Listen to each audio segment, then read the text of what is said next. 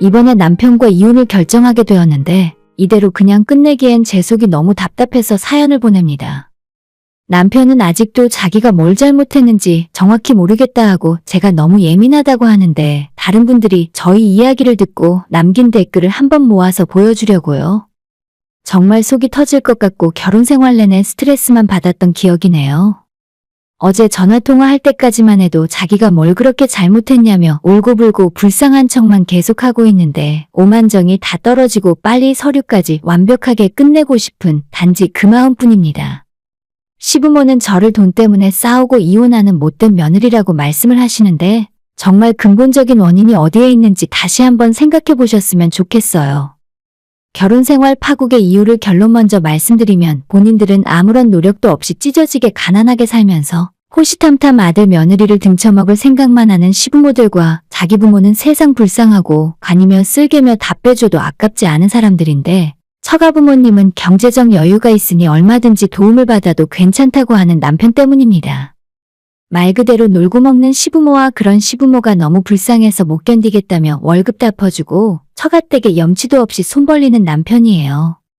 남편인지 남의 편인지 차라리 결혼하기 전부터 이런 본성을 진작에 드러내던가 연애 2년 넘게 할 때는 저를 너무 사랑하기 때문에 제 부모님까지 자기 부모와 똑같이 생각한다고 했으면서 고작 1년도 안 되는 시간에 손바닥 뒤집듯 사람 말이 확 바뀌네요. 아니, 말만 바뀌는 게 아니라 행동까지 달라지니까 그냥 사기당했다는 생각밖엔 들지 않아요? 연애 2년 반 정도 했었는데 그때는 정말 친정부모님을 잘 챙기는 사람이었어요. 생일은 물론이고 저도 기억 못하는 우리 부모님 결혼기념일까지 전부 기억했다가 집으로 선물 보내는 일도 있었고 저희가 데이트를 할 때 맛있는 걸 먹으러 가면 무조건 따로 포장 주문해서 저보고 집에 가져가 부모님들이라 했었습니다. 우리만 매일 맛있는 거 먹으러 가니까 아버님, 어머님께 죄송하잖아. 이건 가져가서 부모님이랑 저녁에 같이 먹어. 그때는 진짜 이렇게 배려심 많은 사람이 또 있을까 싶었고 저뿐만 아니라 부모님까지 완전히 깜빡 속아서 결혼하기 전부터 사위라고 말씀을 하고 다니실 정도였어요. 요즘 세상에 이런 남자 없다며 저보고 놓치기 전에 빨리 결혼해서 꼭 잡으라고 하실 정도였는데 고작 1년도 안 되어 제가 이혼하게 될 줄은 꿈에도 모르셨겠죠. 저희 식구가 사람 보는 눈이 없어서 그런 것도 아니고 2년 넘는 그 오랜 시간 동안 꾸준하게 선물 보내고 제 부모님한테 안부 전화까지 하던 사람인데 어떻게 이런 사람이 결혼하자마자 돌변하게 될 거라고 예상할 수 있었겠어요? 조금 이상하다는 점을 가장 먼저 느꼈을 때는 저희가 상견례까지 모두 마치고 결혼 준비를 하고 있을 때였습니다. 남편은 저한테 프로포즈를 했을 때부터 결혼은 부모님들에게 손 벌리지 말고 우리 두 사람의 힘으로 하자는 말을 반복적으로 해왔습니다. 저도 그 생각엔 크게 반대하는 입장은 아니었는데 그동안 직장 생활하며 모아놓은 돈이 꽤 있기도 했고 지금까지 키워주시고 제 뒷바라지 해주신 부모님들한테 시집을 간다는 이유로 또다시 목돈을 달라고 손을 내밀기에는 염치가 없었습니다. 그래서 남편이 부모님 도움을 받지 말고 결혼하자고 할 때 기분이 나쁘진 않았어요. 당연히 제 입장에서는 남편 역시도 모아놓은 재산이 꽤 있으니 저런 말을 하겠거니 생각했었는데 막상 서로의 저축을 모두 오픈해보니 차이가 상당히 많이 나더군요. 저는 1억이 좀 안 되게 현금 저축으로 8천 그리고 주식 통장에 2천 정도가 있었고 당시에 남편은 현금 3천만 원 정도 그리고 타고 있는 중형차 한 대가 있었습니다. 남편의 자동차를 아무리 높게 쳐줘도 3천만 원 정도밖에 안 될 것 같았는데 저보다 직장 생활도 3년이나 더 먼저 시작한 사람이 왜 모아놓은 돈이 이렇게 적은지 이해를 할 수가 없었어요. 그 3천으로 신혼집은 어떻게 구할 생각이고 결혼식 비용 역시도 답이 안 나오는 상황인데 대체 무슨 배짱으로 나한테 프로포즈를 한 건가 싶었었죠. 본인도 자기 예상보다 제가 가진 돈이 너무 많아서 당황을 한 건지 시키지도 않은 변명을 늘어놓더라고요. 자기 집이 형편이 어려워서 대학교도 학자금 대출을 받았었고 집안에 부모님 빚도 조금 있어서 지금까지 그걸 다 갚느라 힘들었대요. 다니고 있는 직장도 자차가 꼭 필요한 곳이라 형편이 안 되는 걸 알면서도 어쩔 수 없이 자동차를 일찍 구매하게 되었고 지금은 열심히 갚아서 학자금 대출, 부모님의 빚, 자동차 할부까지 전부 싹 다 갚고 이제는 따로 빚은 없다고 말했습니다. 워낙 2년 동안 성실한 모습을 봐왔기 때문에 그 말을 곧이곧대로 믿었고 지금 당장 모아둔 돈이 없어도 앞으로 같이 살면서 열심히 해나가면 될 거라고 믿었어요. 그래서 결국 신혼집은 제가 가지고 있던 돈의 대출을 5천 정도 더 받아서 작은 빌라 전세를 얻어 시작했습니다. 남편이 3천 가지고 있는 걸로 혼수를 적당히 맞춰서 들어왔고 뭔가 남자 여자의 역할이 바뀐 것 같은 느낌이었지만 제가 괜찮으니 상관없었어요. 친정부모님이 그냥 대출 받지 말고 결혼 선물로 5천만 원을 지원해 주시겠다고 말씀을 하셨지만 남편이 절대 부모님 도움은 받지 말자고 반대를 해서 없던 일이 되었습니다. 그때 당시에는 도움을 받고 대출을 받지 않으면 좋을 것 같은데 이 사람이 왜 이런가 싶었는데 결혼하고 나서 알고 보니 시댁 형편이 완전 가관이었어요. 시부모님은 전세도 아닌 월세에서 살고 계셨고 보증금 3천만 원에 아버님 타고 다니는 커다란 짐차 하나가 재산의 전부입니다. 모아놓은 돈도 하나 없고 그나마 아버님이 건설 현장 기술자라서 그때그때 일을 받아 하루하루 먹고 살더라고요. 남편의 말에 따르면 시아버지가 나름대로 기술이 있어서 일당을 꽤 많이 받을 수 있는데 예전에 한번 현장에서 크게 다쳐서 병원 신세를 오래 진 뒤로는 컨디션 좋은 날만 나가서 일을 하실 수 있다고 했습니다. 얼마를 버는지는 정확하게 제가 모르지만 일주일에 이틀에서 많으면 3일 정도 일을 하시는 것 같고 그 돈으로 월세 내고 어머님이랑 둘이 생활하시고 아버님 취미생활과 용돈 쓰면서 그렇게 사시는 것 같았어요. 제가 왜 시댁이 월세 사는 줄 결혼하기 전까지는 짐작도 못하고 있었냐면 겉으로 볼 때는 완전 멀쩡한 아파트에 살고 계시기 때문입니다. 33평 방 3개짜리 아파트인데 남편에게 시댁이 월세라는 말을 듣고 나서 제가 따로 부동산에 알아보니 시세가 보증금 3천에 월세는 100만 원 정도 하는 것 같아요. 모아놓은 재산도 없고 아버님이 매일 나가서 일을 하기도 힘든 상황인데 월세로 100만 원이라는 큰 돈을 내면서 거기에 관리비나 기타 고정비용까지 생각하면 대체 어떻게 먹고 사는 걸까 싶었습니다. 근데 왜 그렇게 비싼 월세 주고 아파트에서 사시는 거야? 전세 대출 받아서 빌라 들어가시거나 아니면 월세로 살더라도 찾아보면 조금 싼 곳이 많이 있을 텐데. 제가 걱정스러운 마음에 남편에게 이렇게 말을 했던 적이 있었는데 일단 시부모님은 신용이 엉망진창이라서 은행에서는 대출이 전혀 나오지 않는 상황이고 전세 대출이나 주택 대출 받아서 집을 사는 것도 불가능하다고 하더라고요.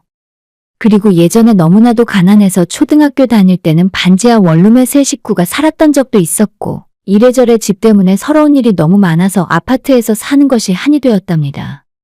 그래서 경제적으로 어려운 지금도 아파트 생활을 포기하지 못하고 그냥 비싼 월세 내면서 살고 계신다고 해요. 그럼 아버님이 혼자 띄엄띄엄 벌어오는 돈으로 월세 내면서 생활이 가능하냐고 다시 물었더니 그래도 자기 앞가림 정도는 하실 수 있는 분들이고 정생활비가 부족할 때는 남편이 조금 보내주기도 한답니다. 어차피 결혼하고 나서 두 사람 돈 관리는 제가 맡아서 하기로 했기 때문에 남편이 저 몰래 시댁으로 용돈을 보내드릴 수는 없는 상황이라서 그 부분에 대해서는 크게 걱정하진 않았어요. 하지만 이런 사실들을 결혼하기 전까지는 전혀 모르고 있었고 뭔가 조금 내 생각과 많이 달라서 걱정이 되기 시작했습니다. 결혼 전에 인사드리러 시댁에 찾아갔을 때도 멀쩡한 아파트에서 멀쩡하게 살림살이를 다 갖추고 살고 계셨기 때문에 이 집이 전세인지 월세인지 제가 어떻게 알겠습니까? 그걸 대놓고 물어볼 수도 없는 일이고 자가가 아니더라도 최소한 전세겠거니 예상만 했었던 거죠. 아마도 100만 원씩 월세 내면서 억지로 그 집에 살고 있는 걸 미리 알았으면 최소한 이 결혼을 원점에서 다시 한번 생각해보는 계기가 되었을지도 모르겠네요. 아무튼 결혼한 이후로 남편에게 용돈 30만 원 주고 모든 돈 관리는 제가 다 하고 있었습니다. 두 사람이 버는 돈으로 전세 대출도 갚아야 하고 먹고 살고 생활비 쓰면서 수입의 절반 정도는 저축을 하고 있었어요. 남편이 따로 돈이 더 필요하다고 한 적이 없었기 때문에 시댁에 돈을 보내고 있다는 건 전혀 상상도 못할 일이었죠. 용돈이 겨우 30만 원인데 그 돈 모아서 부모님 생활비 보태준다고 하면 그걸 누가 뭐라고 할 수 있겠습니까? 처음 몇 달은 아무 일 없이 그렇게 넘어갔고 제가 걱정했던 부분들은 그저 하나의 기우일 뿐이었다고 생각했습니다. 남편이 따로 시댁에 돈 퍼주는 모습은 본 적 없었어도 시부모님한테 용돈 좀 보내주면 안 되겠냐고 저에게 자주 이야기를 했었어요. 그 이유도 정말 다양해서 시부모님 생신 때는 당연한 거고 복날에도 3번 모두 용돈을 보내드리자 했었고 장마 때 비가 많이 오니까 시아버님이 며칠째 일을 못 나가신다며 그때도 생활비로 얼마를 보내드린 적도 있었습니다. 금액은 한 번에 20만 원에서 많게는 50만 원 정도였지만 생각보다 자주 보내게 되어 조금 신경이 쓰였습니다. 거기까지는 시댁 형편이 좋지 않으니 어쩔 수 없는 일이라 생각하고 넘어갔는데 문제는 제가 친정 부모님한테 용돈이나 선물을 보낼 때마다 보이는 남편의 반응이었어요. 친정이 엄청 부자는 아닌데 시댁에 비하면 양반이나 다름없습니다. 본가는 대출 하나도 없고 전세 주고 있는 집이 하나 더 있어요. 노후 준비도 어느 정도 대비가 되어 있으시기 때문에 지금 당장 직장을 그만두시더라도 어떻게 먹고 사시는 데는 문제가 없습니다. 사실 제가 친정 부모님에게 딱히 용돈을 드릴 필요는 없어요. 오히려 부모님이 저희 부부에게 퍼주는 것이 더 많을 정도인데 가끔 제가 친정에 용돈이나 선물을 보낸다고 하면 남편 표정이 순간 딱딱하게 굳더라고요. 한 번은 남편의 요청으로 시댁에 용돈 30만 원을 보내고 나서 며칠 후에 친정 부모님과 함께 식사하는 자리가 있었거든요. 매번 친정 부모님과 밥을 먹으면 부모님이 계산을 하시기 때문에 그날은 제가 작정을 하고 내가 한번 식사 대접을 해야겠다 생각했어요. 식사 중간에 화장실을 다녀온다 이야기하고 그날 식사비는 제가 계산했습니다. 인당 5만 5천 원짜리 식사였고 거기에 술값을 더하니 총 27만 원이 나왔더라고요. 생활비 카드로 계산을 하고 나서 식사를 다 마쳤을 때 남편에게 빨리 일어나서 도망가자고 했습니다. 부모님이 제가 계산을 미리 한 걸 아시게 되면 식사비를 돌려주시려고 할 것이 뻔했기 때문에 빨리 가자고 한 거죠. 왜? 갑자기 왜 서두르는데? 장인어른 장모님한테 인사도 제대로 못했는데. 제가 빨리 나가자고 팔을 잡아 끌었더니 남편이 어리둥절해하며 따라오더라고요. 일단 차에 올라타서 사실 식사비 내가 계산했다고 맨날 얻어먹는 게 마음에 걸렸었는데 오늘 한번 제대로 맛있는 거 사드렸으니 마음이 놓인다고 말을 했어요.